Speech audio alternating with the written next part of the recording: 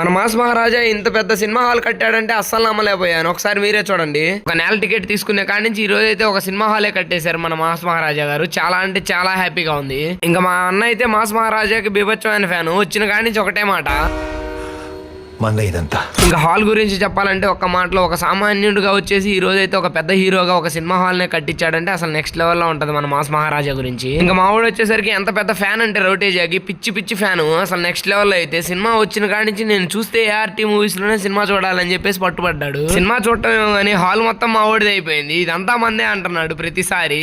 Mass జాతర చూపించాడు మావాడైతే హాల్లోనే. ఇంకా మీలో ఎంతమంది రవితేజ ఫ్యాన్స్ ఉన్నారో ఖచ్చితంగా కామెంట్ చేయండి. ఇంకా రవితేజ ఫ్యాన్స్ ఎవరైనా ఉంటే వాళ్ళకి ఈ వీడియో షేర్ చేయండి. ఇంకా మాస్ జాతర సినిమా అయితే మేమైతే కంప్లీట్ చేసుకున్నాం. ఒకసారి ఆ టైటిల్ చూడండి.